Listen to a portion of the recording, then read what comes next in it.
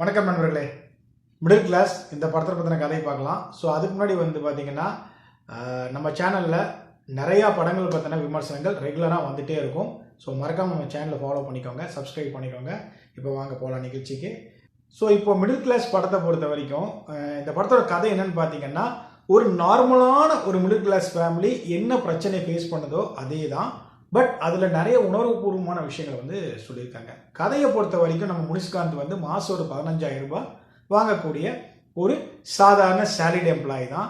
அதை வச்சு தன் குடும்பத்தை ஓட்டிக்கிட்டு வராரு.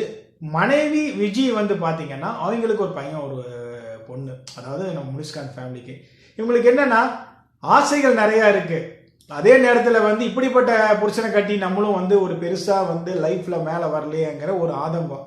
அதே நேரத்தில் என்னன்னா தன்னுடைய தம்பி கல்யாணம், அதாவது நம்ம முனிஷ்காந்தோடைய மச்சன கல்யாணம் வருது. ஸோ இந்த டைம்ல நம்மகிட்ட கையில் காசு இல்லை.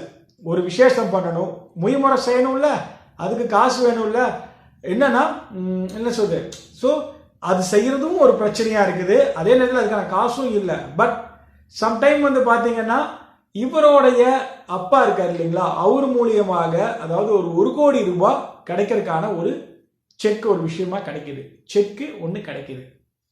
இப்போ இவர்கிட்ட இன்னொரு பணமும் இருக்குது. ஆனா அது பாத்தீங்கன்னா தன் குழந்தைகளுடைய படிப்புக்காக அப்படின்னு வச்சிருக்கிறாரு. அதுல இருந்து எடுக்க முடியாதுன்னு சொல்லிடுறாரு.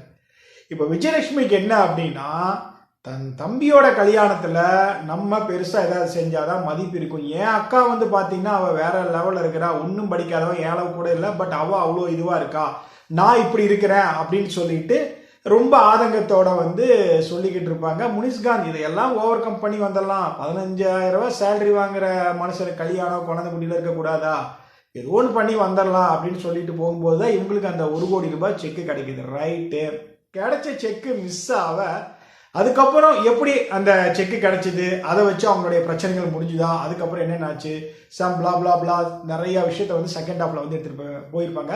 ஃபர்ஸ்ட் ஹாஃப் செம்ம என்டர்டைன்மெண்ட்டாக கொண்டு போயிருப்பாங்க. ஒவ்வொரு இடத்துலையும் பார்த்தீங்கன்னா முனிஷ்காந்த் விஜய் 2 பேருமே நல்லா ஸ்கோர் பண்ணுவாங்க. குறிப்பாக சொல்லணும்னா சைடு ஆர்டிஸ்ட் கொஞ்சம் பேரை வச்சு செம்மையான ஒரு கிரிப்பிங்கான ஒரு ஸ்க்ரீன் பிளே டேரக்டர் கொடுத்துருக்காரு.